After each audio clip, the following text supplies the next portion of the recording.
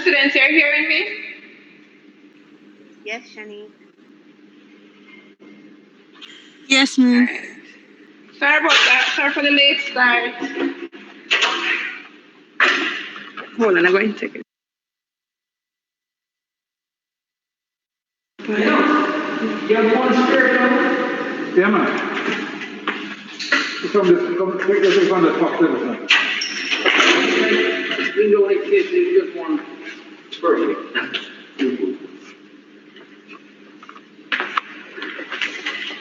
Again, we are sorry for the late start. We'll begin now. Yeah. Can see me in the image, yeah?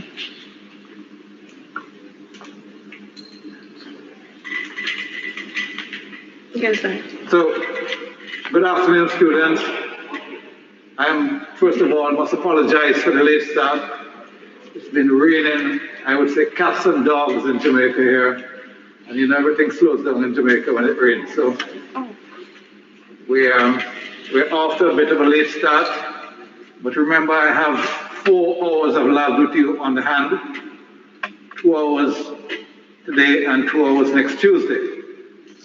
What I plan to do today is to discuss the bones and joints of the wrist and hand, and then I'll get into the soft tissues of the hand, which are really the intrinsic muscles. I did the forearm and wrist with you, where we met the extrinsic muscles, the flexors and the extensors. So I'll be showing you those also in the hand. I'll be showing you the tendons in the hand. What I'm going to do first of all is just do a quick review of the bones, because I know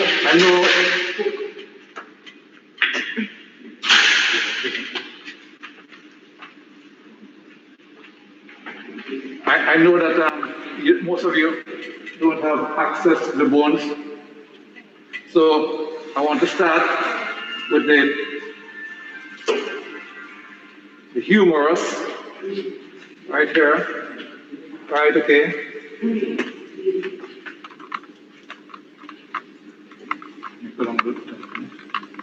Right, so here are the humerus, and we can see, right, the medial epicondyle here, and the lateral epicondyle of the humerus here.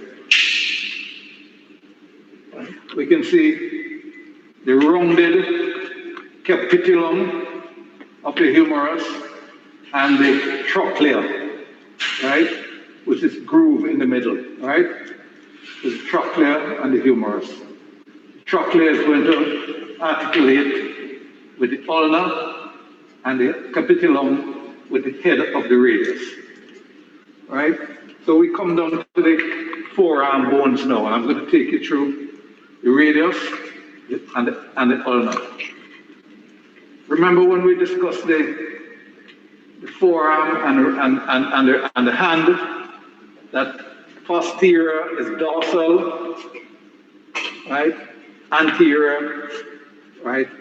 When it comes to the hand, we call it palmar. Anterior is also flexor in the forearm, right? So the flexor compartment is anterior. When you get up into clinical medicine, you realize there's another term for palmar, and that's volar, V-O-L-A-R. But we won't be asking you, we'll be referring to the side closest to the palm as palmar, and the dorsum as the posterior part.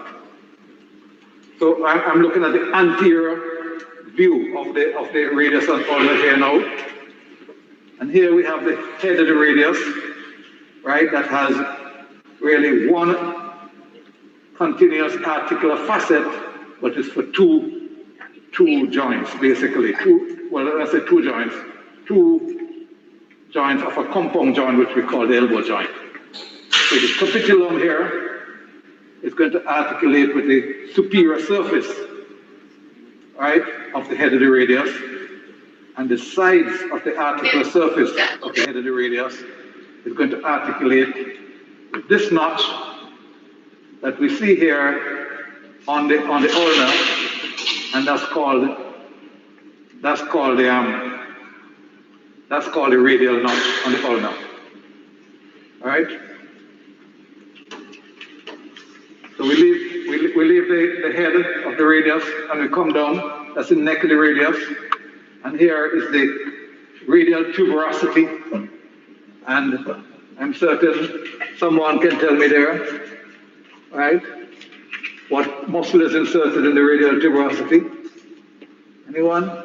Just one person? Okay.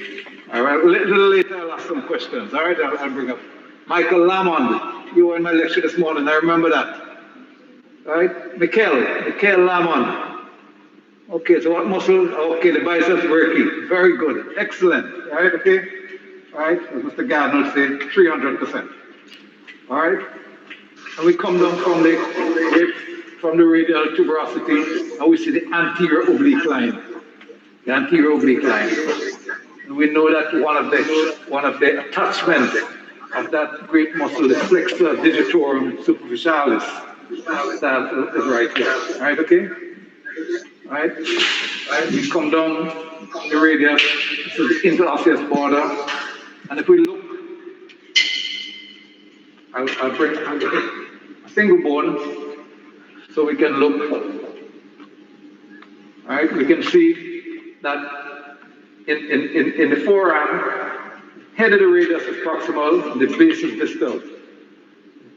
Right? Whereby for the ulna, the head is distal and the base is proximal. Right? So as we get down on the base of the radius, this is the radial styloid, and we can see that on the articular surface of the base of the radius, we can see two facets. This facet is for the scaphoid, right? Okay, and this facet is for the lunate bone. That's going to be part of our joint we call the wrist joint or radiocarpal joint, which I'm going to show you. All right, radiocarpal joint. The lower end of the radius also has ulnar notch, right? Okay, medially here. When we speak about the forearm, right? So this is a left forearm here. So the radius is lateral, right? And the ulna is medial. So if we talk about the hand being adducted, right? Like this. Remember that everything is described in the anatomical position. So if the hand is adducted, right, it means it's ulnar deviated. And if it's abducted, it's radially deviated. All right, okay? All right, because you always remember the radial border and the ulnar border. Ulnar border is medial, so this is the left forearm. All right? We come to the ulnar now. All right? And we'll get this ulnar and show it to you because it's better than. So we'll have to work out, first of all, which side this single bone is on. So we put them together like this, and we realize that this one is left, right? And this one is right. Right, okay? Because laterally here is the anterior part of the radius, right? Here. Right, okay? So, right, and this is the lateral or radial border of the forearm right here. If we look at the ulna, we'll see the olecranon process up here. Right, okay? And this other process anteriorly is called a coronoid process. Coronoid process. Right? And if we look, we'll see a trochlear notch. And this trochlear notch fits into the trochlea of the humerus. All right, okay? All right? Now, on the medial side of the coronoid process right here, this is the radial notch, right, on the ulna. That's for the superior radial ulnar joint, right? And here we see another tuberosity, right? And this tuberosity is the ulnar tuberosity. And that's where the brachialis muscle is inserted, right? This is a very important part right here, which students don't really get to know very well because they may not have the bones. But this is called the sublime tubercle. The sublime tubercle. because I'll show you the sublime tubercle, because this is the medial epicondyle here, and the flexor digitorum superficialis has a humeral ulnar head, which is attached, right, okay, sorry, from the medial epicondyle to the sublime tubercle. Then it continues down on the anterior oblique line of the radius, and in between there's an arch, a fibrous arch. All right, okay? So the flexor digitorum superficialis have three origins, really. Humeral ulnar, anterior oblique line, and the supinator arch. All right? There isn't much more to show you on the ulnar, right? Except the ulnar styloid. So this is the ulnar styloid here, right? Ulnar styloid is right here, right? Okay. Now it's more like this, right? So there's the interosseous border here, and the interosseous border of the radius, interosseous border of the ulnar, right? That's a nutrient forming. Then you see that in the bone, right here. You know that's a blood vessel that has gone into it right there, right at that point, right? The nutrient forming. Now, we're going to talk about the wrist joint first of all, and the wrist joint, right? The wrist joint, the ulnar plays no role in the wrist joint. There is a triangular fiber cartilage.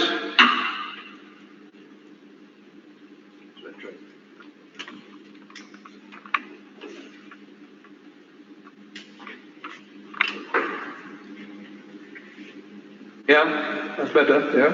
Triangular fiber cartilage that runs from the ulnar styloid to the base here, right, okay, of the ulnar notch of the radius. And that triangular fiber cartilage separates the inferior radial ulnar joint from the wrist joint. So the proximal articulating surface of the wrist joint is going to be the facet for the scaphoid, the facet for the lunate, and the articular, and the triangular fiber cartilage. And some of you may have remembered that I showed you this morning, right, okay, on this there, right, okay, that's a picture of the distal end of the radius. So this is the articular surface for the scaphoid, the articular surface for the lunate, and this, what you see in here, that's the triangular fiber cartilage. You wouldn't see it in dried bones because fiber cartilage would disintegrate afterwards, okay? All right? We're going to move on now to the carpal bones, all right, okay? The carpal bones right here. That's good, all right, okay? That's good, yeah? So we're on the radial side. Always start by the thumb. Trapezius is the bone by the thumb. We start the proximal row first. Right, okay, so the proximal row is the scaphoid. And you can see that scaphoid. Right, it's shaped. That's an even better one here. Well, let's take it one, huh? To get confused. So the scaphoid is shaped like a boat. Right, okay, and has a tubercle in it. Right, then this is the lunate. And this bone here under here, this one under here, right? Okay, that is the that's the triquetrum. That has three sides. On top, sitting on the triquetrum is the pisiform. Pisiform means P. All right, we go back to the thumb again, and that is the trapezium. Then we have the trapezoid. That little bone is stuck inside there. All right, you can see it right in there. All right, you can see it in there. All right, trapezoid. All right, okay. And then we have the massive capitate and the hamate with the hook. The hamate with the hook. So when the bones line up like that, what's going to happen is that there's a tubercle here on the trapezium and a tubercle on the scaphoid, and they are going to project palmar of the other bones, right? Or right, okay.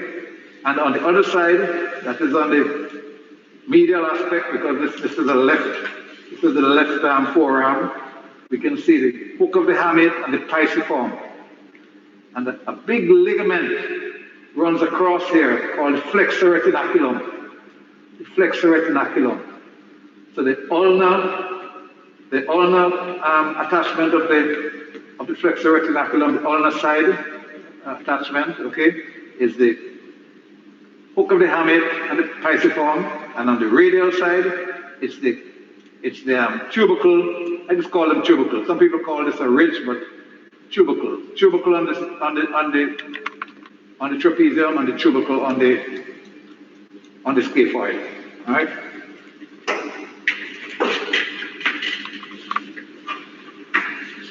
So I wanted to show you, right,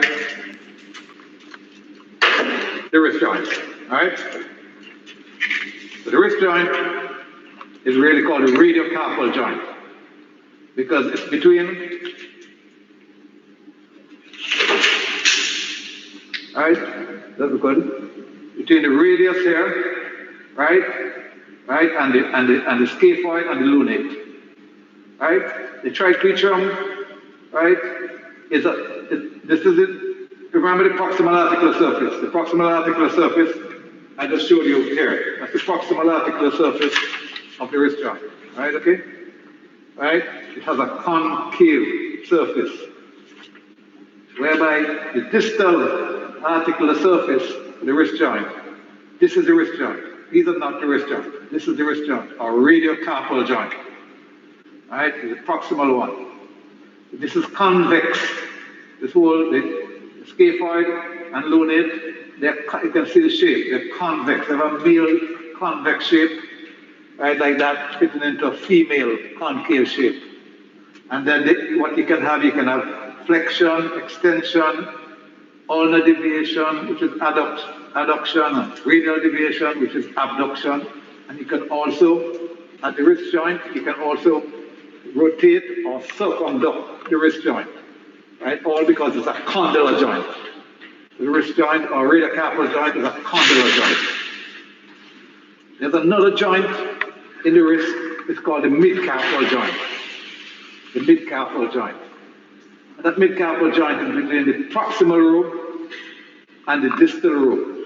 And it's sort of S shape. You can see an S there between the proximal row and distal row. That contributes a little to movement of the wrist, but that's not a wrist joint. That's a midcarpal joint. So you do get a little flexion in it, nothing much more, a little extension, but not much more. Almost all the movement you get at the wrist joint is at the radiocarpal or wrist joint. When we talk about the wrist joint, it's the radiocarpal joint. You can hear the thunder out there, guys. We're having quite a bit of weather here in Jamaica today. All right. Then next thing we're going to talk about now. All right, so we leave that alone. Right, okay, and then we're going to go to these very important joints here, the carpo-metacarpal joints. I showed you them in the lecture this morning. The carpo-metacarpal joints. The carpo-metacarpal joints. Right, so we have the radiocarpal joint, wrist joint, the midcarpal joint, and these radiocarpal and midcarpal joints, they're all held together by two big ligaments on either side. On this side, I can show you the picture here. There's a picture of it here, right? Okay, so that's the proximal row, that's the scaphoid, and that's the lunate, and that's the articular surface here for the base of the radius. And as you can see, the massive ligament on either side there. This is the ulnar collateral, and that's the radial collateral ligament. There are a couple of others, dorsally and ventrally, that I wouldn't want to. They call it radiocarpal, dorsal radiocarpal and ventral radiocarpal, but don't worry too much about those. As we come into these other row of joints here now, right? And these are the carpo-metacarpal joints, right? And four of them here, that's the ones, right? Okay, these four here. Always remember, this is the left side we're dealing with here. So this is the number one metacarpal bone. This is the metacarpal thumb. 2, 3, 4, and 5. They are the metacarpal bones, the index, middle finger, ring finger, and little finger. Now, 2 to 5, they are planar joints. Planar joints, and there's very little movement of them. Almost no movement of 2 of them. A little bit at the third one here, and a little bit more at the fifth carpal metacarpal joint. But those have got to be firm because that's how you're able to lift up something with your hand. Your hand has to be mobile, but at the same time solid enough to lift up something. So these joints are planar joints, right? Okay, or gliding joints. But in this case, it's called them planar joints. Right, and it also in between.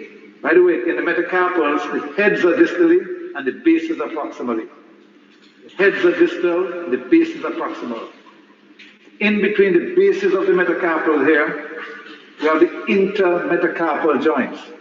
Now we're talking about 2 to 5, not the thumb. The thumb is a special case. Right? The carpal metacarpal joint of the thumb is different ball game completely.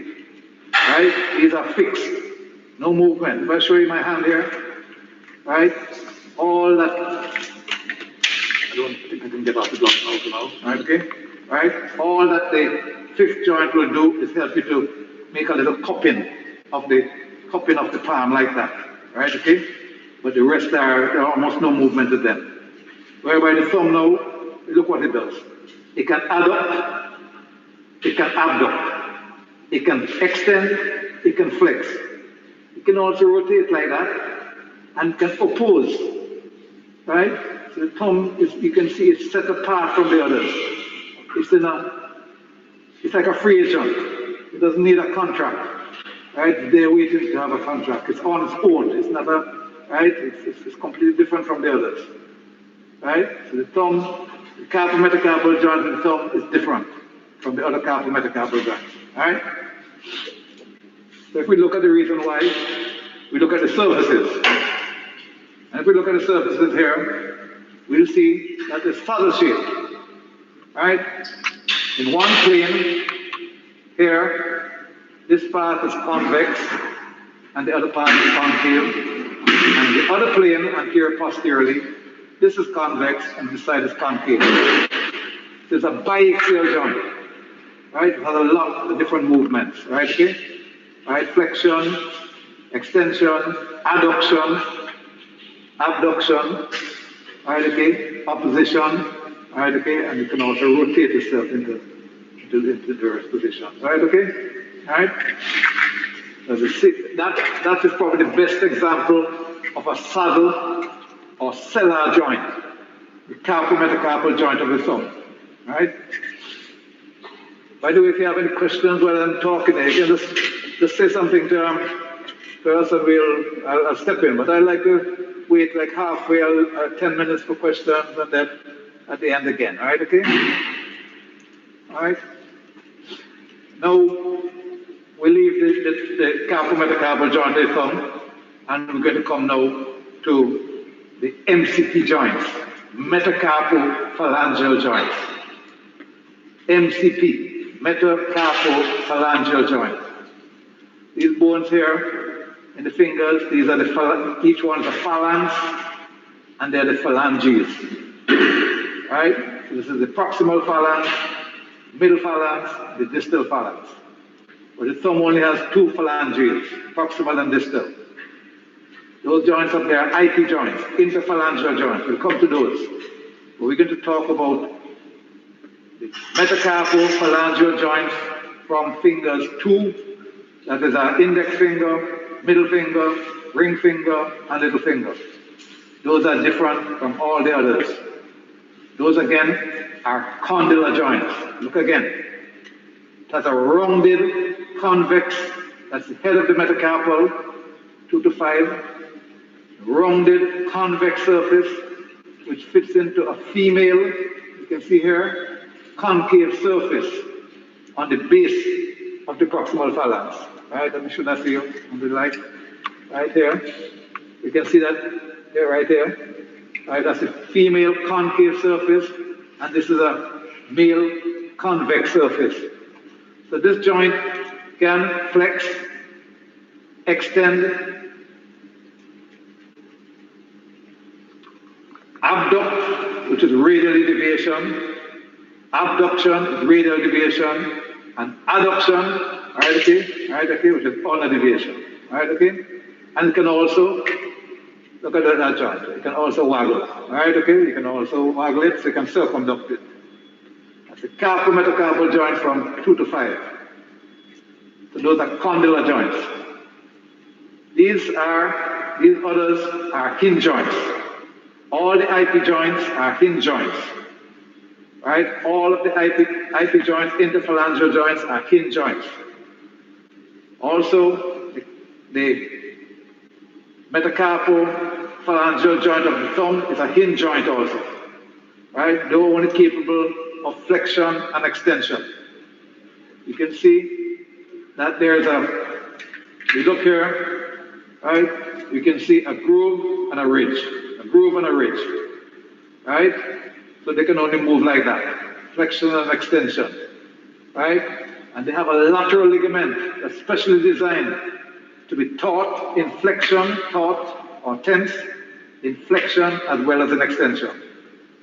All right? So those are the things I wanted to say about the bones. All right, okay? I'm going to just show you a few landmarks, right, okay, on the hand.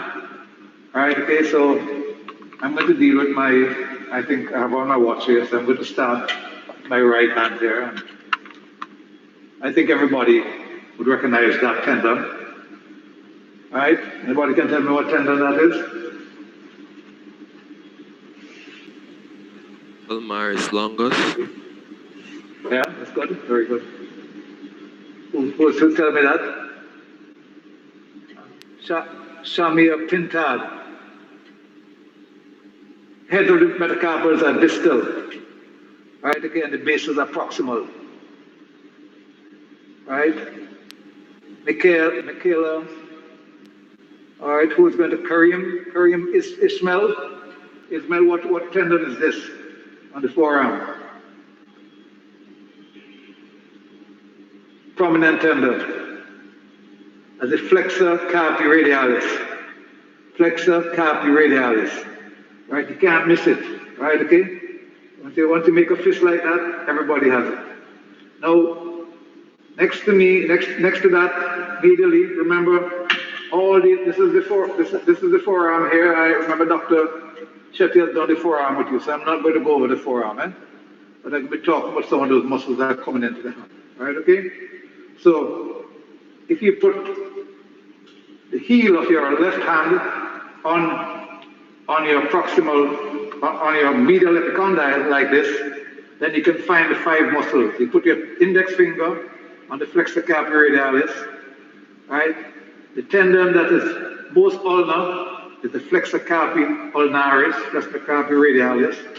The tendon is going to go across the hand like that with a big finger, that's the pronator teres. And then next to the flexor carpi radialis is a little tendon right here, which in me, I can only feel it, but in some of you it's more prominent. That's called that tendon right next to it here, right here, right, the feet are right next to it here. That's the palmaris longus. And then these tendons you see popping up here, those are the flexor digitorum superficialis. So I'm going to show them to you, right, okay, and the distal forearm, right, okay, right, okay. The other thing I want to show you here, we have two skin creases on the flexor aspect of our wrist. The prominent distal one, like this here. Prominent distal one. Right? Prominent distal one, that's usually when I'm releasing a carpal tunnel, right? Okay, dividing the flexor retinaculum, that's where I make my incision, right here. I haven't done that operation for a long time. That is the days when I did orthopedics. That's a long time ago. All right, okay. So that's where That's where the flexor retinaculum starts, deeper, right here. Right? Now, if you feel right at the medial aspect, well, let me just go back here again. Right? If you go, right, just radial to the flexor carpi radialis, and you put your fingers right there like that, right, okay, like this, you feel the radial pulse. At that point, the radial artery is subcutaneous, right? So you can feel the radial pulse right there. If you come back along this distal palmar wrist crease here, and you feel right at that point, you feel your pisiform right here. That's your pisiform right there. And if you just go medial to the pisiform and just sink your finger in there, you feel the ulnar pulse. You feel the ulnar pulse. So if you're not able to do that right now, just try it a little later, right, when you go near the quiet of your room. But right now, I'm feeling my ulnar pulse there. And I have one Fitbit that tells me that I'm doing what? 69? My pulse is 69, so that's good. All right, okay? All right, okay? So that's my ulnar pulse. All right? So now, I think we can start. Oh, yes. Looking at the palm of my hand, right here, this is we see some creases. These are just called the transverse palmar creases, okay? So this is the distal transverse crease, and this is the proximal transverse crease. This one is called the oblique crease or Tina crease, right? Because this is the Tina eminence. So there's a distal transverse, a proximal transverse, and an oblique crease. It varies a little from person to person, yeah? And this hand it varies a little. All right, okay? All right? There is distal, proximal, and this is the oblique right here. All right? The Tina eminence, you can see here, is this mass of muscle right at the base of the thumb, and this is the hypothena eminence. So when we come to talk about the palmar aponeurosis, we're going to be talking about this part here, right in here. What I'm going to do first is start showing you some things now, right, okay? I know that's what you came to the lab to do. So I'm going to show you the muscles in the forearm, right? And I'm going to show you how they go through the carpal tunnel. And I'm going to show you the flexor retinaculum. And I'm going to show you the extensor retinaculum. All right?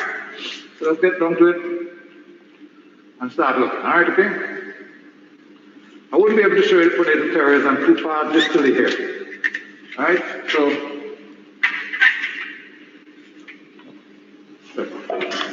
how's that?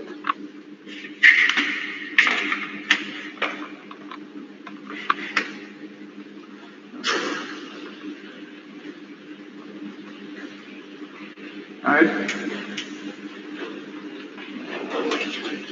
Red light, is it? Yeah, turn off this one. Turn this one off.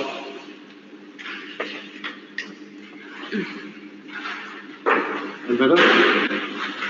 Okay. All right, good. Okay. So, if we look, that tendon I just showed you there a while ago, that prominent tendon, this is it here. All right, you can't miss this on the forearm at all. By the way, I'll leave that one alone for the time being. Right, this is the prominent tendon that I showed you, and that is the flexor. Probably a little better without the light, huh? Huh? You can't come in more. Huh? Okay, that's good. That's good. That's much better. That's better, yeah. That's all right, so this is it here. This is the flexor carpi radialis. All right, okay? And remember, I showed you that if you felt just a little lateral to it, right, you'll feel the radial pulse. Right, okay? Right? So right on the radial side of the flexor carpi radialis is a radial pulse. And we're going to trace the radial pulse through the anatomical stuff box all the way around into the hand. But remember, we have two labs, so we won't get through everything today, right? So this is the flexor carpi. Anybody can remind me where the flexor carpi radialis came from? What is it? arise. Nadia, flexor carpi radialis. Huh?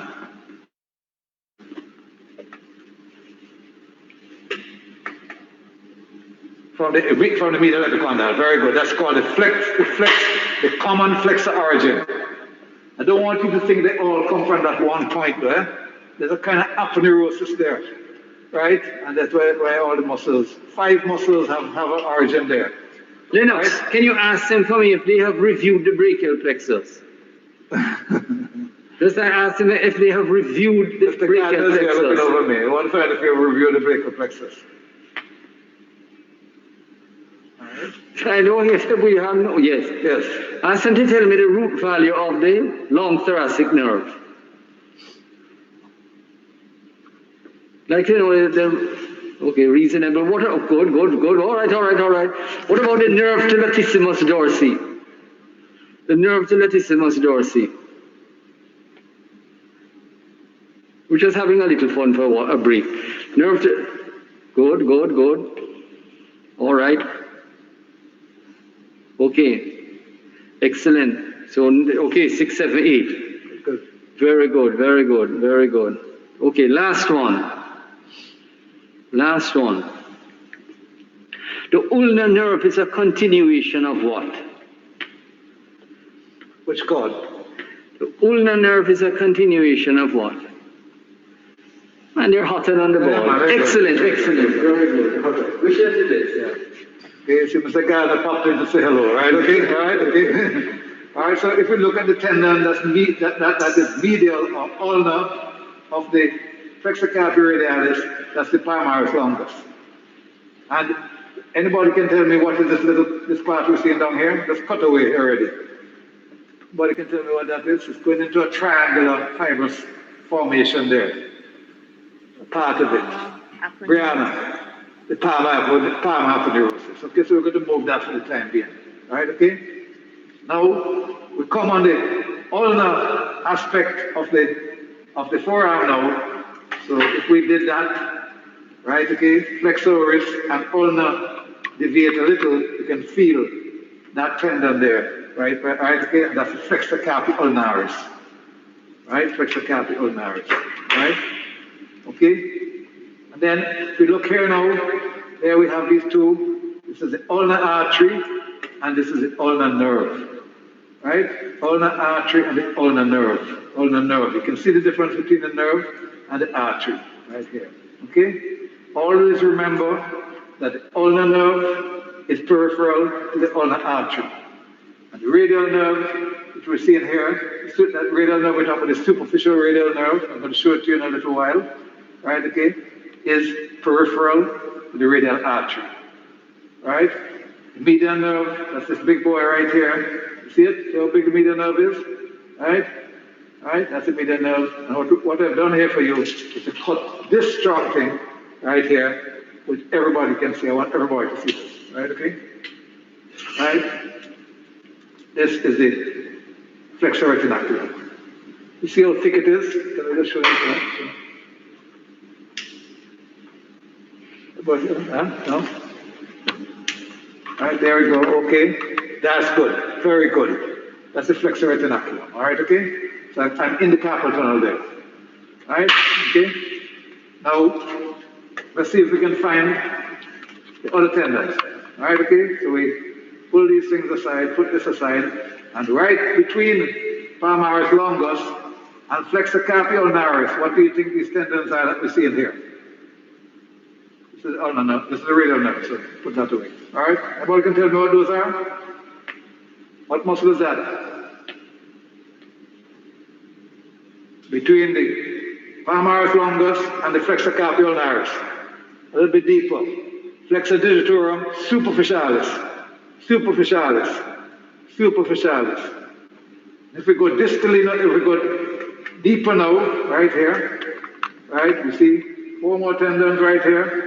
Right, coming from a big muscle, the great gripping muscle. What is that one? Flexor digitorum profundus. And if we go a little medial to that here, right, we have this one that has a unipennate appearance. You can see the unipennate appearance there, right? A little light there. A little lamp.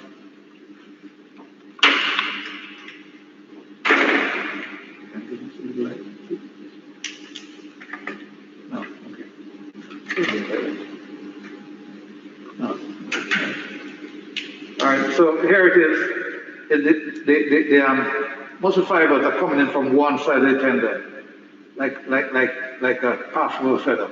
So the unipennate muscle, right? Okay. It does the um, flexor pollicis longus. That's going to go to the big finger. All right, we come around now, and what we come to here is the anatomical stuff box. All right, we come to the anatomical stuff box.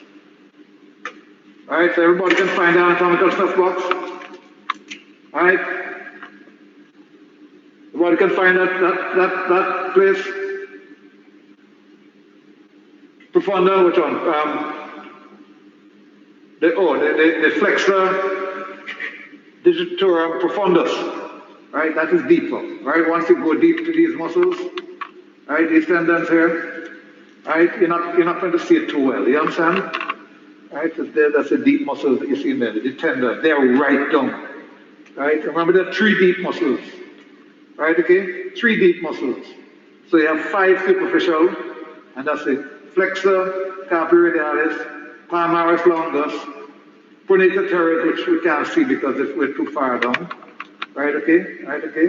And we have flexor carpi ulnaris and flexor digitorum superficialis. The 3 deep muscles is the flexor digitorum profundus, right, okay? Flexor pollicis longus, and if we go under now, you can barely see it. I haven't dissected it out because I don't want to destroy my things.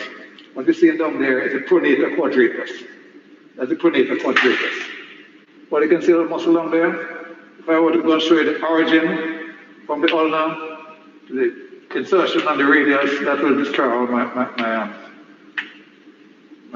structures there. So nobody's going to ask about the pronator quadratus. They're going to ask you about it. Now, can everybody find it, the anatomical stuff box? Well, I'm going to, before I go to the anatomical stuff box, I'm going to show you a muscle that comes over on the anterior aspect of the arm. Let me just do this here. All right, okay? Here we go. All right? If you mid-pronate your forearm like that, you have created the cubital fossa. So this is the cubital fossa right here. This is the brachioradialis, and this is the pronator teres.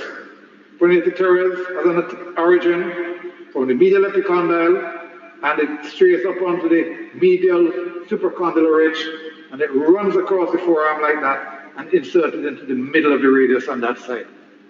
Right? This now is the brachioradialis. This comes from this is an extensor muscle. It's a posterior compartment muscle that has been pushed onto the anterior compartment. Right? So there it is. It arises from the upper 2/3 of the lateral supracondylar ridge, right, on the humerus, right, okay? And then it runs down across the radial aspect of the forearm. So when I do that, that's what you're seeing over here. But about halfway down here, right, it becomes a flat tendon. A flat tendon. And anybody can tell me what are the 2 important things you're going to find under the brachioradialis. Right? Brachioradialis, yes, is from the humerus, from the upper 2/3 of the lateral supracondylar line. So Michael Lamont, the mic wasn't working this morning, right? But you're going to tell me the 2 structures you find under the brachioradialis.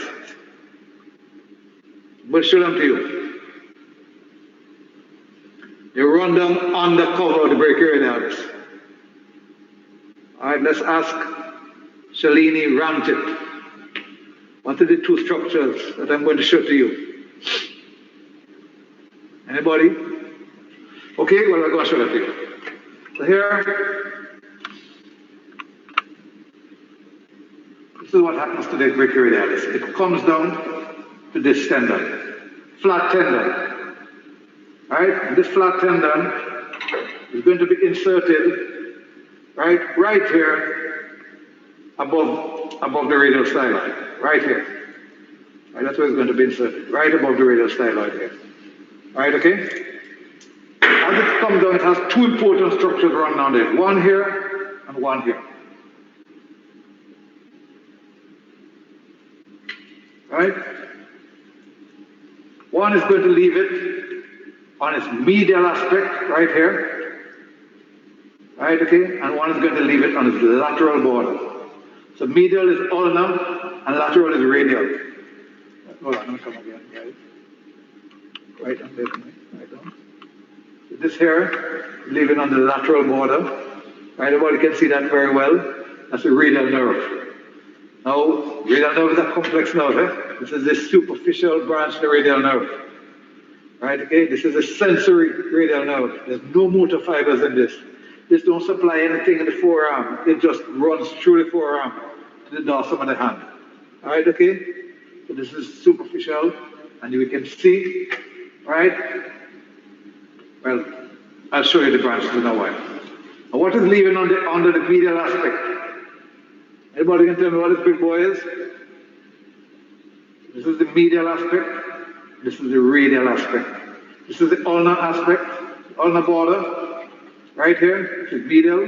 This is the lateral border to the radial. Under the radial border is exiting the radial nerve. Under the ulnar border is exiting the big artery here is what? Radial artery. Very good. All right, okay? Radial artery. So you're going to take each one in turn and see how it runs. All right, okay? Let's get into the hand. I have so much to tell you about, okay? Okay, well, let me just, right, okay? Dr. Shetty went over all this with you? Or you want me to go over it again? All right, I'm just going to show them to you quickly, all right, okay? All right, so this is the radial artery. Why I'm doing that? Because you're going to meet it in the hand. So I want you to make certain. You want to go over again, all right, okay? All right, okay? So this is going to go, find the anatomical snuff box. Everybody find the anatomical snuff box. All right? All right, that's the anatomical snuff box. Who is going to tell me what is the ulnar border of the hand? This is the radial border, all right? All right, this is the radial border, two tendons here, and this is ulnar border because it's closer to the ulnar. Who's going to tell me what this tendon is? Who is going to tell me what is this tendon? The EPL. Very good, Jodianne. Jodianne, I know Jodianne. Jodianne didn't have to move me before, so she should answer. Okay, Jodianne, very good. I know Jodianne very well. All right, okay, all right. Yeah, I recognize the name this morning. All right, okay? All right? So, the extensor pollicis longus. What you guys have to do is this, you see? Have small WhatsApp groups. Because the days of getting together is not going to be, we won't be able to meet for another couple of months, it looks like. Form small WhatsApp groups, talk it over with each other. Call someone and say, tell me the boundaries of the anatomical stuff box. If you read it, you're going to forget it. I'm telling you, right, okay? You have to talk things over. Right, so I know it's hard, you're separated and all that, but you have each other's number. Call, ask someone. All have WhatsApp today. So just WhatsApp them and ask them these things. What's the ulnar border? The EPL. What's the ulnar border? What's the radial border now? Who can tell me? Should I ask Jodianne again? Jodianne? It's the EPB and one more. Two tendons. Abductor pollicis longus. Abductor pollicis longus. Very good, Shanice. Very good. Abductor pollicis longus. So let me just show you those, right? Okay. So here, this is the EPL, right? And here, this is the big abductor pollicis. Come on with me. We're not getting the light there, man. Go back to the light some more. All right, okay, yeah, that's good. This is the EPL here, right? And this is the APL, and this is the EPB. right, okay? So this extensor pollicis brevis is going to go, right, okay, to the proximal phalanx of the thumb. EPL is going to go to the distal phalanx of the thumb, whereby the abductor pollicis longus is going to go into the metacarpal, the base of the metacarpal, and the trapezium of the tongue. Right, okay? They are going to, this is going to abduct the tongue. Right, okay? Abduct the pollicis longus. So running under these two tendons, right here, is the radial artery.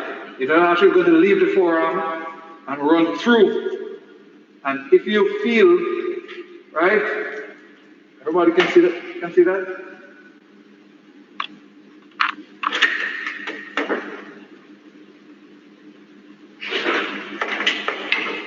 Good. Right? If you feel in the anatomical snuff box now, right here, you're going to feel a radial pulse again. Janice, can you feel it? Put your finger in the anatomical snuff box and you feel your radial artery again. Radial pulse. All right, good. All right, then look what the radial pulse is going to do. All right? After it leaves the anatomical snuff box, it's going to enter the hand here by running between the two heads of the first dorsal interosseous muscle. This is what we should be talking about, all right?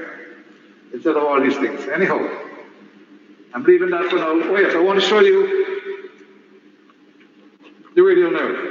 The radial nerve is going to break up into branches. All right, these branches here, you can see them. I need it there. Okay. All right, this is the radial nerve.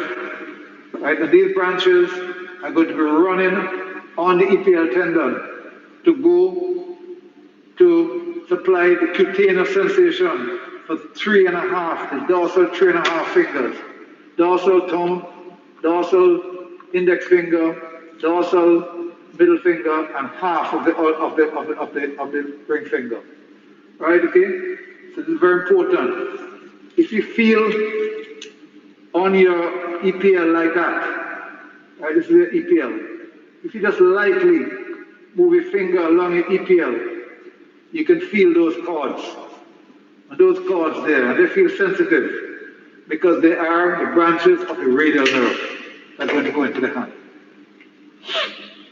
Okay, now we spoke about the 6 compartments on the extensor retinaculum. Right? Let's try and find it. Right? Everybody remembers the extensor retinaculum?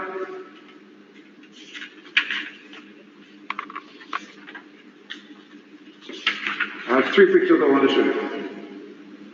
All right, so here, I hadn't told you about this, but not only at the MCP joints, I told you that we have these palmar plates or palmar ligaments, right? Palmar plates or palmar ligaments, right? The thickening of the anterior capsule of the metacarpophalangeal joints. Well, they're held together by this tendon here, right, okay, called the deep transverse metacarpal ligament. So they are actually making your hand firm because these metacarpal heads can't separate. They don't go over to the thumb. The thumb is just shown here. This is the index finger, middle finger, little finger, ring finger, and little finger. Right? So those are the palmar plates or palmar ligaments. There's a thickening of the anterior capsule held together by a deep transverse metacarpal ligament. And then we have the fibrous flexor tendon sheets running right down the fingers, right here, right, okay, and into those are going to go the flexor tendons of the flexor digitorum profundus and the flexor digitorum superficialis. All right? On the extensor side now, this is what the extensor tendon looks like. right? It runs, right? It runs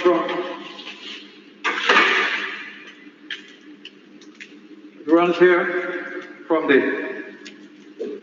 the distal 2/3 of the radius here, right? Okay, to the pisiform and triquetral bone, right here, right? Okay, right? It runs right across there, and it has 6 compartments on there. And each of those compartments, you have to know the tendons that go through. So this is what the picture would look like, right? Okay, this is a picture of an actual dissection, right? This is really a thickening of the antebrachial fascia.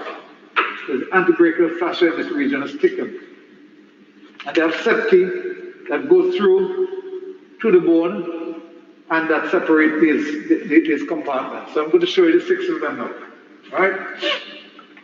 So the first compartment, right, has these 2 tendons, right? Cut it open there for you.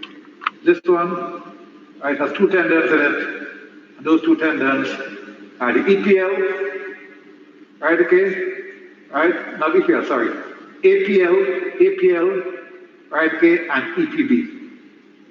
Right? These are the tendons on the radial side of the anatomical surface. Then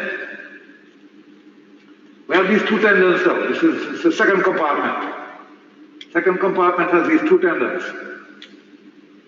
Anybody can tell me what those are? They are coming from 2 muscles that are running down behind the brachioradialis. Right? Anybody can tell me? Somebody wanted to find about the deep transverse metacarpal ligament.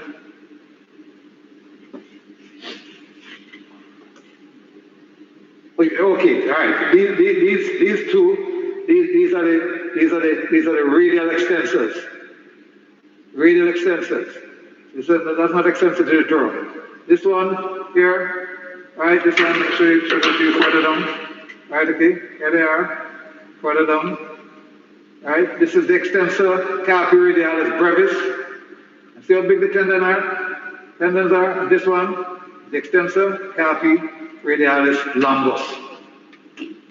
Right? They are the radial extensors. Just like you have radial flexors, the flexor carpi radialis. Well, here you have 2 radial extensors. So this one is the extensor carpi radialis longus. Right, okay? That comes off, that arises from the distal 1/3 of the lateral supracondylar ridge. Right? Okay? Extensor carpi radialis longus and brevis. And Cellini, very good. Now the second compartment. The third compartment now, I have to move some things here to show you. Right? I have to do them in separate places because here is the EPL. EPL now is going to be in a compartment. This is the 3rd compartment, right here. EPL has its own compartment. Now that is EPL, that's extensor pollicis longus. If we look at the back here,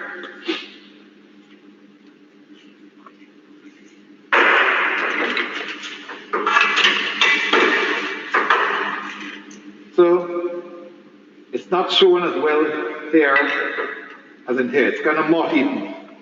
This is called the dorsal tubercle of Lister. Dorsal tubercle of Lister. Right, okay? Dorsal tubercle of Lister. Right, okay? Right? This is the left side and this is the right side. It's a different thing. Okay? The dorsal tubercle of Lister will be right here. The extensor carpi radialis longus, the extensor pollicis longus tendon winds around it to give it a mechanical advantage. And then it runs in its own compartment there, right here, right, okay, own compartment to go right to the distal phalanx, right, okay, of the thumb. And so we can see it here, extensor, right, pollicis longus, coming right down here in its own compartment. The white right here, you can feel the dorsal tubercle pollicis down there. You can actually feel it. My finger is right in it right here. It winds around it to to give it a mechanical advantage, then it crosses, in turn, it crosses the extensor carpi radialis brevis, extensor carpi radialis longus, and then it runs right up to the distal phalanx of the thumb. And that's the big extensor, that's for the thumb. The thumb has two extensors, extensor pollicis brevis and extensor pollicis longus. Right? And it's the extensor pollicis longus tendon that you can feel these radial nerves on. You see the radial nerves here, they're going all the way up to supply, right, okay, medial 3.5 fingers dorsals. Then everybody wants to see this, everybody has wanted to see this now, right? This is the big muscle here, this is the extensor digitorum, right? So this is extensor digitorum, that one is extensor digiti minimi. This is extensor digitorum. It has 4 tendons, right? Extensor, let me come. There we go. Can I go down a little bit on it? Okay. It has 4 tendons. It runs its own compartment, right? And those 4 tendons are going to be inserted into something called extensor expansion on the fingers, which I'm going to show you in a little while. Extensor expansion, right? Okay, but there's another thing, another muscle that runs in that tunnel with it. Anybody can tell me? A bit earlier. If I can find it again. Extensor indices. Here we go. Here we go. There it is. Small muscle there. That's the extensor indices. Nobody's going to ask you to about that. They're not going to ask you to identify that at all. So that has a tendon now, which is running down in the same compartment with the extensor digitorum, right? And they are going to be inserted.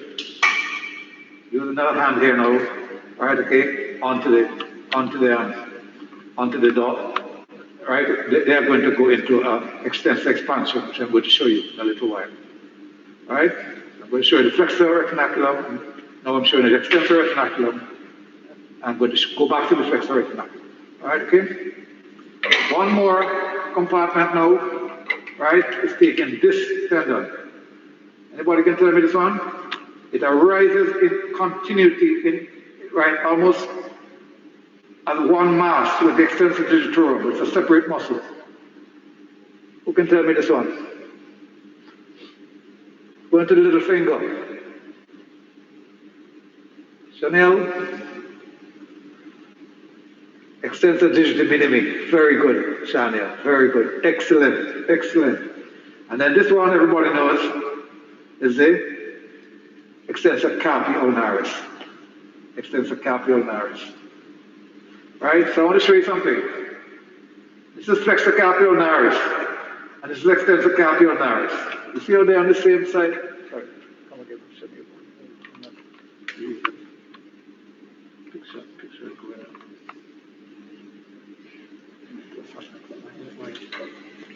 Huh? Oh, it's better up there. Okay. Be looking up there. Okay. Okay. All right. Okay. So this is the one here. All right. So you see them on either side of the they both have a neurotic origin from the subcutaneous part of the ulna, and they on the ulnar side of the arm. So when they contract together, look what they do. They ulnar deviate the wrist. The two of them will together ulnar deviate the wrist. Just like the flexor carpi radialis and these two radial extensors, right? These are the wrist extensors. So when they contract together, they will radially deviate the wrist. They radially deviate the wrist. Right? Okay. Right. All right. So let's go back now to the flexor retinaculum. Right? It has 10 things in it. Let's see if we can find them. I'm going to find them in this one because this one has been dissected so many times. It should be able to find them this way.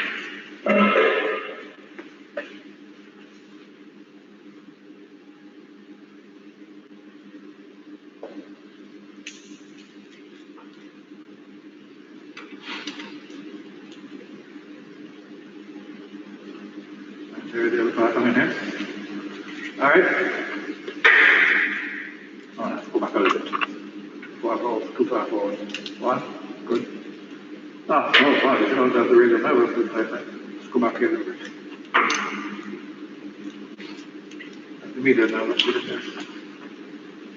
Good, one. Let's put the meter now, go to the way. Yeah. The other side. Yeah. And what we have down in here are the flexors of the fingers, right? Okay. If we pull these, right? Okay. All right. These anteriorly here. These are the flexor digitorum superficialis. And if we go posteriorly, right back here, is the flexor. Back here, these are the flexor digitorum profundus. Right? So you can see they all flex the fingers. Or they flex different parts of the fingers, right? Okay? After coming through, we flex the retinaculum. This is the superficialis. Okay? And the one underneath here.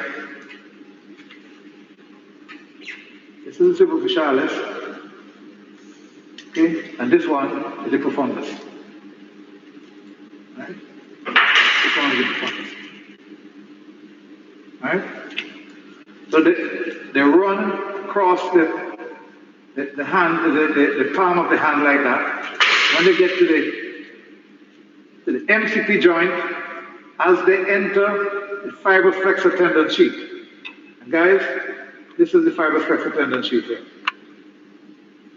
But you can see that? This is the fibrous flexor tendon sheath. Right? And it has a synovial part. You can actually see a vincular longer coming there. Right? But it has inside of it is a synovial, a flexor synovial sheath. A flexor synovial sheath lining a thicker fibrous flexor tendon sheath. So fibrous flexor tendon sheath lined by a synovial sheath. As we get to the proximal phalanx, the flexor digitorum superficialis is going to split into two. 1, 2. Right? Okay? And what's going to pass through it is the flexor digitorum profundus. Flexor digitorum superficialis is going to be attached on either side of the middle phalanx. Right? Okay? On either side of the middle phalanx. More towards the palmar side, not the dorsal side. Whereby this flexor digitorum profundus is going to go right through to be inserted into the base of the terminal phalanx, right here. Sorry, let me just go straight. Base of the terminal phalanx, right here. Right? So, suppose somebody comes to me now with they've had a laceration across the hand here. Right, okay, and I want to know which one of those tendons are cut. Right? If I were to keep this, what happens is that the flexor digitorum superficialis flexes the proximal IP joint. And the flexor digitorum profundus is going to flex the distal IP joint. So this is the metacarpophalangeal joint. This is the proximal interphalangeal joint, and this is the distal interphalangeal joint. So if I were to keep this joint straight, and I can flex that distal IP joint, then it means that my profundus is intact. Now, if I were to restrain these two fingers and ask the person to bend the PIP joint, keeping the DIP joint straight, right, okay, and they can't do that, then it means that it's the flexor digitorum superficialis, right, okay, which is cut, right, okay, because one flexes the superficialis flexes the PIP joint, and the profundus flexes the DIP joint. Anybody have any questions at this point? It's a test you're going to be doing over and over, right?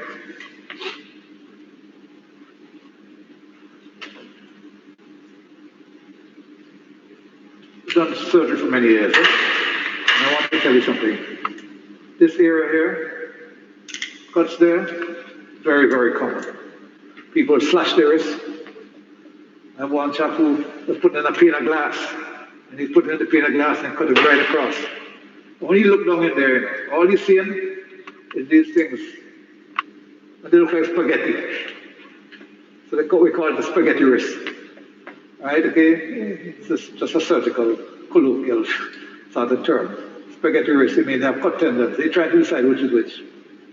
Because a cut flexor tendon is a completely different thing from a cut extensor tendon. These flexor tendons on this side, the muscles, flexor muscles are bigger, they're stronger, and the proximal part is going to retract. Well, so if you cut your flexor tendon down here, the proximal part quite often retracts upwards. Right, okay?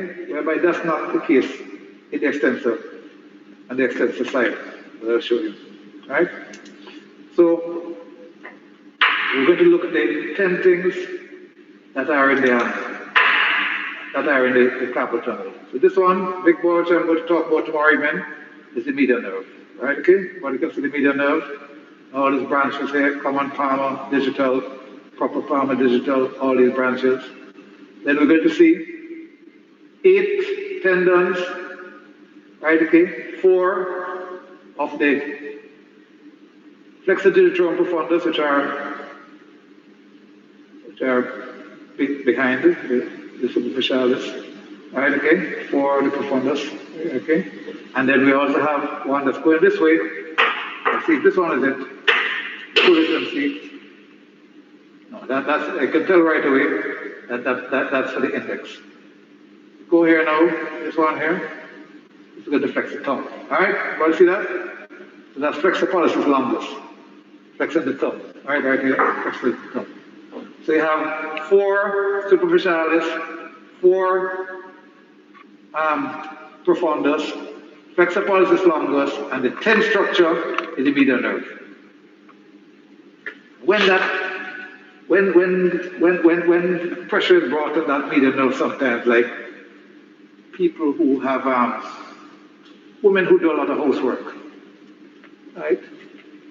Ariel, I don't think Ariel will ever do housework. She's going to be a doctor, right? Ariel? You love spaghetti, Ariel? Okay, all right. Okay, but Ariel, are you planning to do a lot of housework? I don't think so. You're going to have a big job as a anesthetist or emergency room physician. I have a daughter who's an emergency room physician in New Zealand. Okay? She doesn't do any work. Her husband is a chef and he does all the housework too. So the women don't do any work. Okay, right? Okay. The doctors they tend not to do housework. But people who do a lot of housework, washing and ironing and cleaning floors and all those things, they can get overuse those tendons sometimes and they get swelling in the tendons. And it presses on the median nerve and they get carpal tunnel syndrome. Or they may have osteoarthritis of the carpal bone. So they may have rheumatoid arthritis and bring pressure on the median nerve. They get pain going in the hand.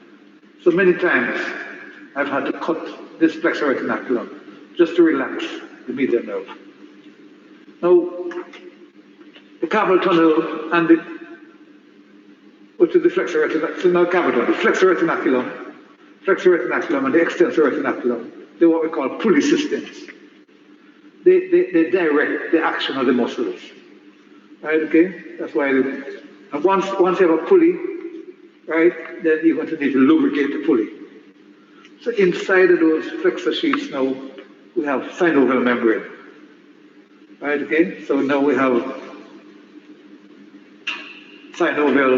flexor synovial membrane, extensor synovial membrane around the tendons. Huh?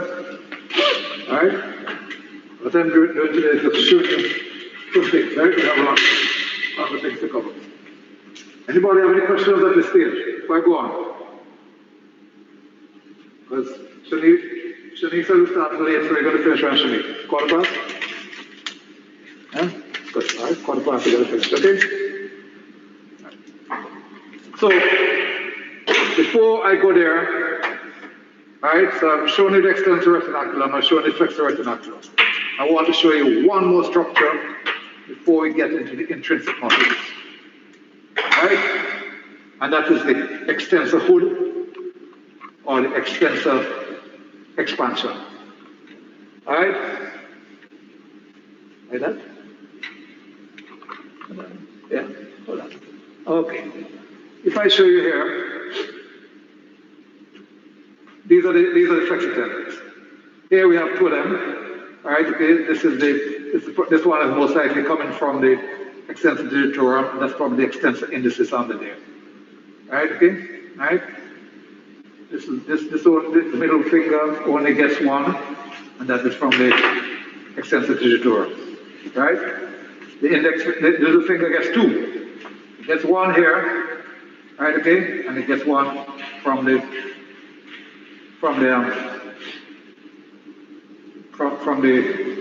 extensor digitorum also. All right? Okay. But they also have intertendinous adhesions between them, intertendinous connections. So even here, they have intertendinous connections. So when these get cut, they don't retract as much, right? So these are easy to repair, right? Okay, because they have intertendinous connections. Still need that.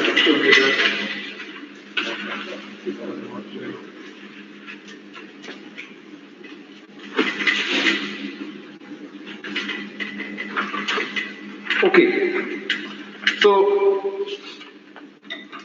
each extensor tendon is not going to be inserted directly into the bone like the flexor tendon. It goes into a fibrous expansion, which I've dissected out here for you. Right? Right? Get those okay? Right, so let's see, everybody can see that? Right? Okay. Try the light again to see.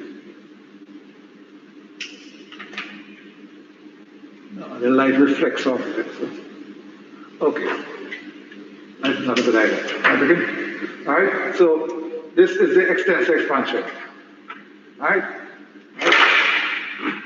Another extensor expansion has a base, right, which comes back here, and this base here, right, is going to be inserted, right, okay, inside of the base is going to be inserted into a good friend, the deep transverse metacarpal ligament, right, and into the sides of it also is going to be inserted the interossei and the lumbricals. If we look at this picture here, you can see this is the base, this is the tendon going here, right? The extensor tendon. The base is going to go back.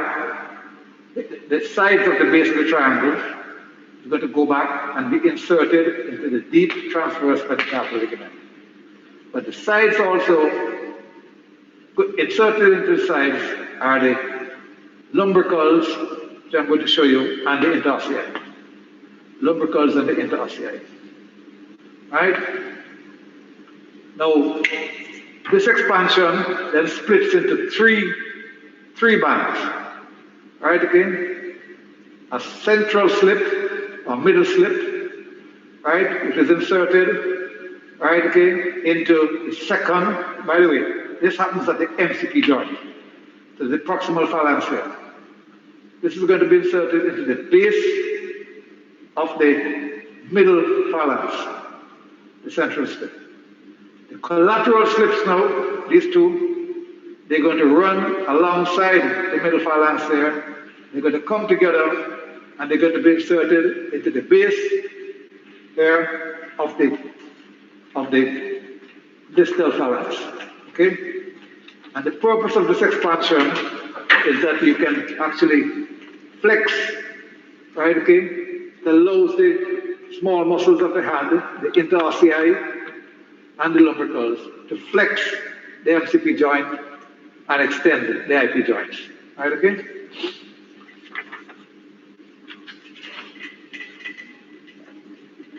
So now I think we can move on move on to the muscles. Before I do that,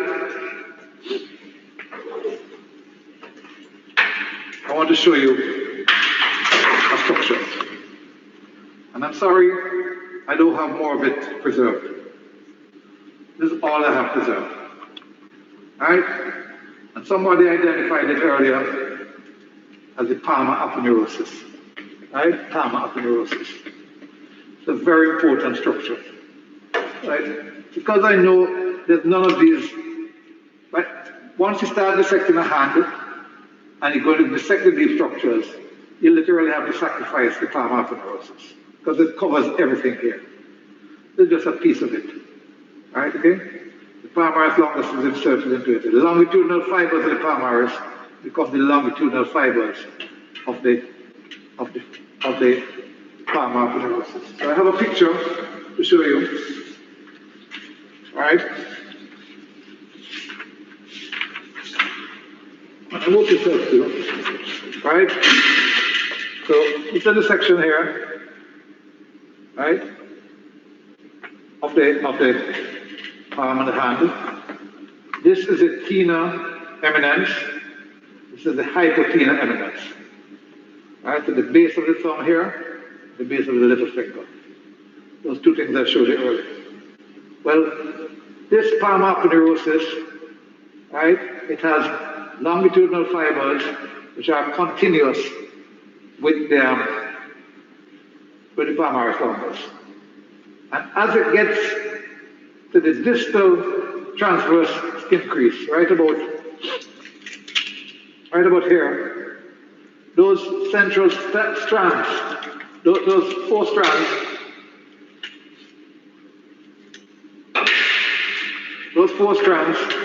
start dividing into slips. And for each finger, those slips are going to literally dive into the hand, right, and get themselves inserted into, right, our good friend here, right? The three things that are right here together. Each, so one slip come down here is going to be divided into two strands, right, okay? Or one band divided into two slips then. One slip is going to go on the ulnar side and one on the radial side of each metacarpophalangeal joint and gets itself inserted into three things. The palmar plate, the deep transverse metacarpal ligament, and the fibrous flexor tendon sheath. Each of the hands is held together, right? It works, it's a very mobile organ, held together so you can lift the weight. Things don't, there's no strain on anything, right? Because of all these connections, okay? So on the extensor side a while ago, we saw the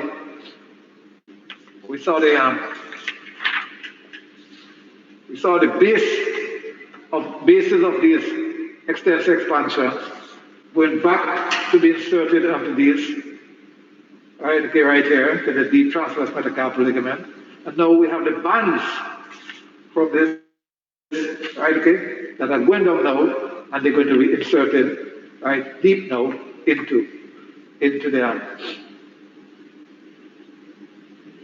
the deep transverse metacarpal ligament, the palmar plate, and the fibrous flexor tendon sheath. Right? This is going to provide a cover for the superficial palmar arch, right? All the superficial nerves, right under this. If you get a cut in your hand here, blood starts spurting because under there you have an arterial arch, which is provided, which is we'll show you tomorrow. It's mainly from the ulnar artery. The deep palmar arch, which is based on the radial artery. All right, so this is the palmar aponeurosis. Now, I'm going to come back now, and we're going to start with the short muscles.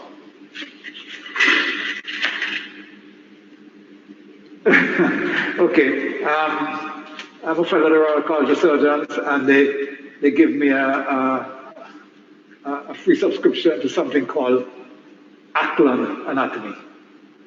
So if you look at the thing with Ackland is that I like the pictures in Ackland.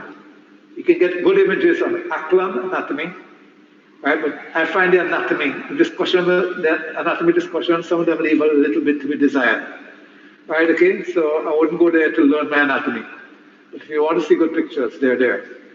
Also, University of Michigan has something called Blue Link, right? Okay, and University of Michigan, I actually know the person there, and we email each other because I thank them because they made the dissection pictures public to all the universities around the world.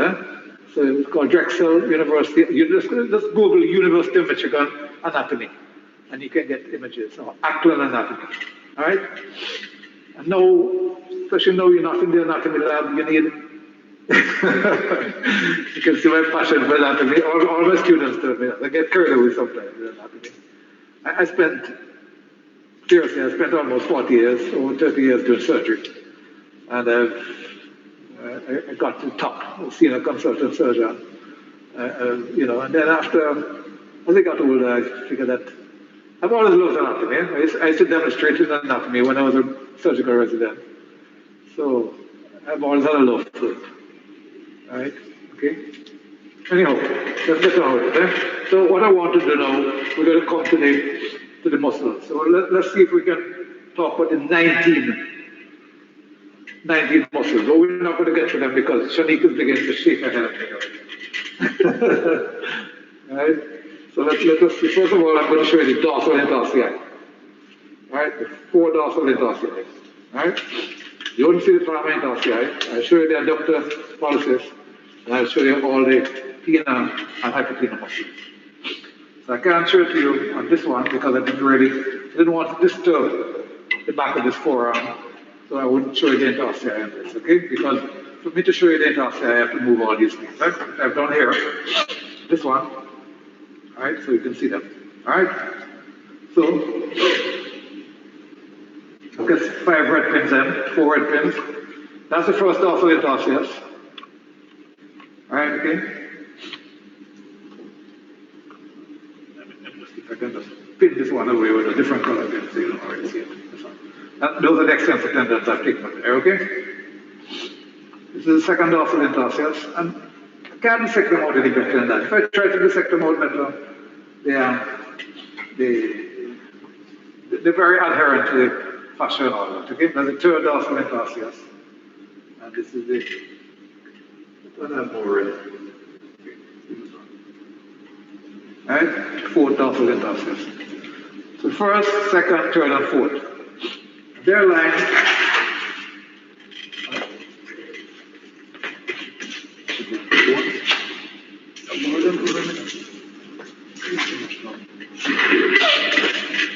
They arise. Okay.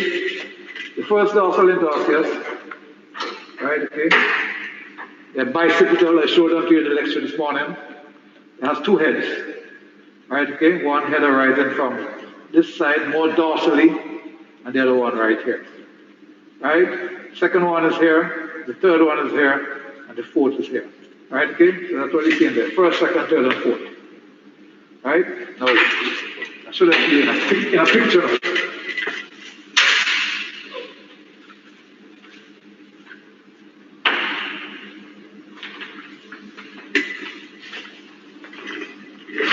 So, here we are. Right, okay? 1, 2, 3, 4. 4 dorsal interosseous. Right? They rise from both sides, so we call it bicipital. They have 2 heads. Right?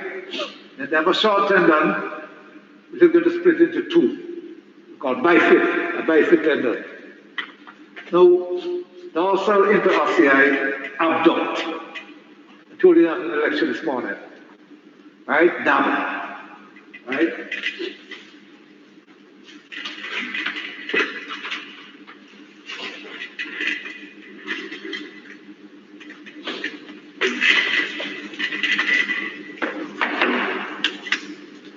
So, dorsal interossei That's more than one, okay? The abduct, ABDUCT, right? And the mnemonic for that is damp. Then I'm going to show you the palmar. Well, I'm not going to show them to you in the specimen. I wouldn't have any specimen left. The palmar interossei, the adduct, and that is pad. And that you'll hear that all the time, right? Okay? So when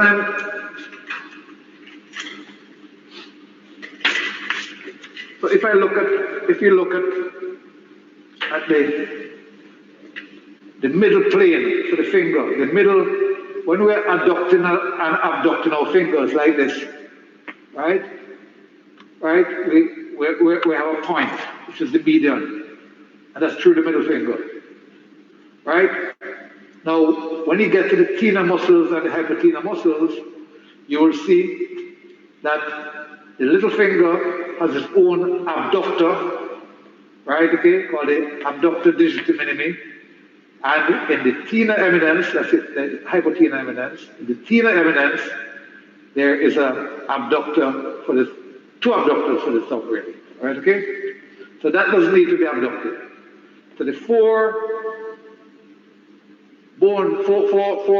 digits that need to be abducted, to be three digits that need to be abducted, really, right? Because this has its own, and this has its own. Is the middle finger, which needs to be able to go in either direction. Right? The middle finger needs to be able to go that way and that way. Right? So when we abduct, right, when the middle finger goes that way, right, that's the same as radial deviation. When it goes that way, that's the same as ulnar deviation. We just call it abducted, right, okay? So these two have their own abductors. So the middle finger needs to be abducted in either direction. So that takes two interossei. One of the bifid tendon, or a part of the bifid tendon, goes into the base of the proximal,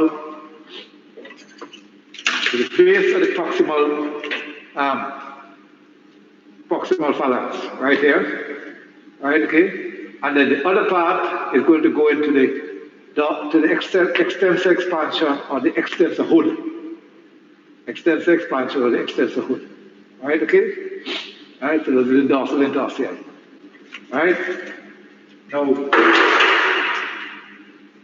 first one, this one here, right? Okay, this is the most powerful. The first dorsal interosseous, right, okay, is what we call one of the two key pinch muscles. Right, okay, so I have a key here. So when I want to squeeze a key to turn it to lock, then I need to be able to abduct this finger and I need to adduct my tongue. Those are the two key pinch muscles. So I'm going to show you the adductor pollicis in a little while. Right? And those are very important action every day. Starting in motor car, opening your door at home.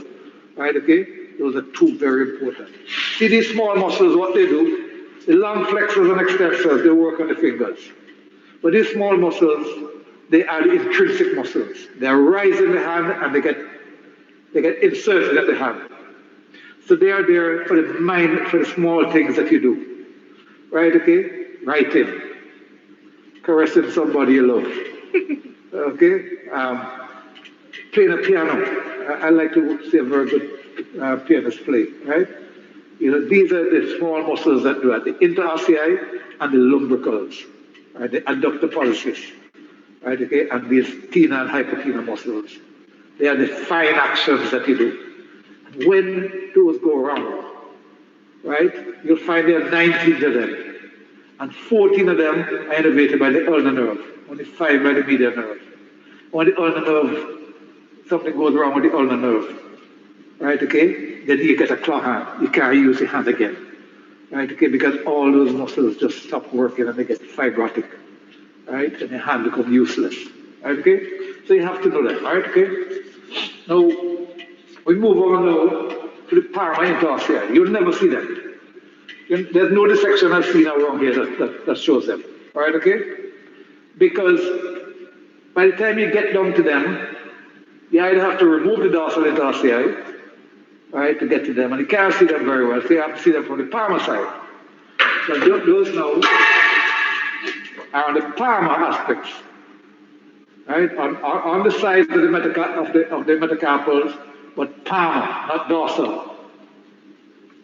That's what we call it volar, V-O-L-A-R, volar palmar. So that's what they are, right here, right? But we only need 3 of them. And this is the reason why. Right? Right? What are they going to do? What do I say they're going to do? Who will remember? Shanice?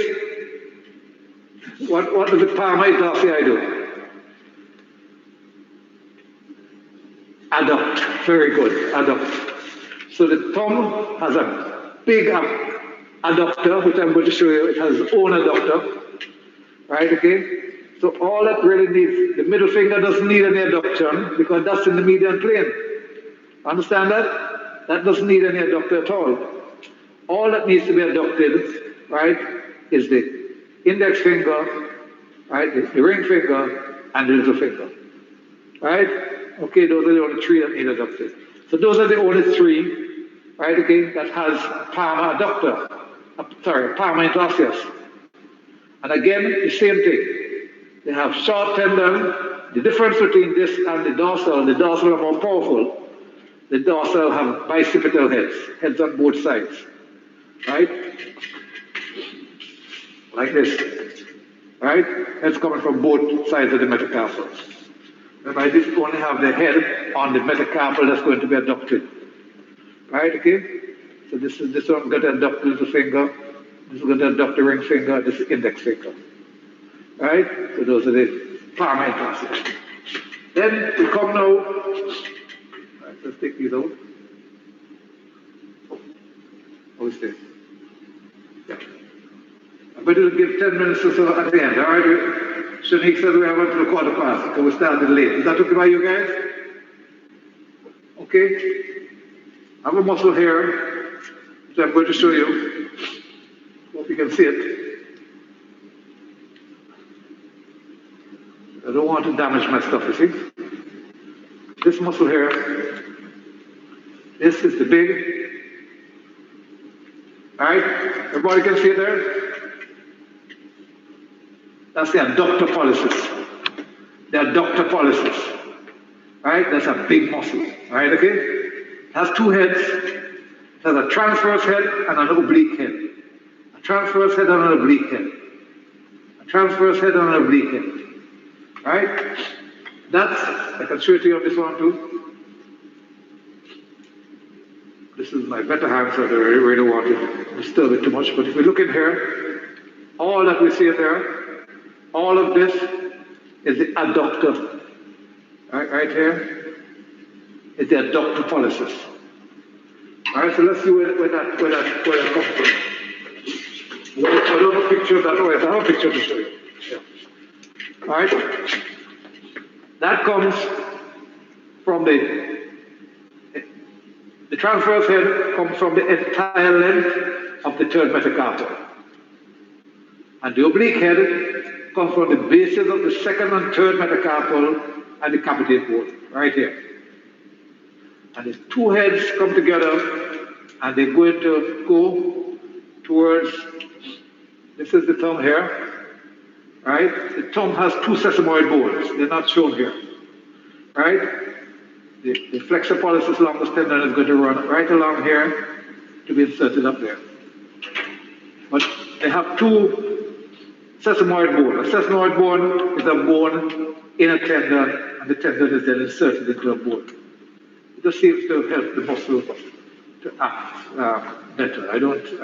Right, okay, so we have 2 sesamoids for the thumb.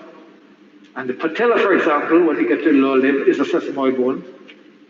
Dean at 4 o'clock, okay. All right. 5 minutes. All right, there's nothing. One thing I don't want to do is to keep the dean waiting, okay? All right. All right, the thumb and paw is He's doing an excellent job in this crisis, and I have the utmost respect for him. I would never want to keep him waiting. All right, okay? But what I'm going to do tomorrow, I'm going to finish up, right? I'm going to give you a few minutes now to put yourself together. Tomorrow, we're going to finish up the muscles of the hands. So I want you to read up about the adductor pollicis, and then I want you to read up about the three muscles that are in the tena eminence. That's the abductor pollicis brevis, the flexor pollicis brevis, and under it all here is the opponens pollicis. And then the abductor digiti minimi, the flexor digiti minimi, and under it is the opponens digiti minimi. Right, and then we would have completed them. Oh no, the lumbricals, 4 lumbricals also. We haven't done the lumbricals as yet. All right, okay, so the lumbricals, we're going to do the lumbricals after we finish the adductor pollicis, and then we do the tena and hypotena eminence, and then we start with the innervation and the blood supply. All right? And listen to me. If you go into my Socrative quiz, right, you will find most of this stuff. And if you have any problems, drop me an email on my university email, and that's danfrancis@uemona.edu.com, and I'd be happy to answer it for you. All right? If you have any questions, tomorrow afternoon at 2 o'clock. All right? Have a good day, guys. All right? And keep safe now. Okay? You're welcome. I'm glad everybody enjoyed it. Thank you. It'll be recorded so you can have a look at it again. Okay? I get to it, huh? No. So that was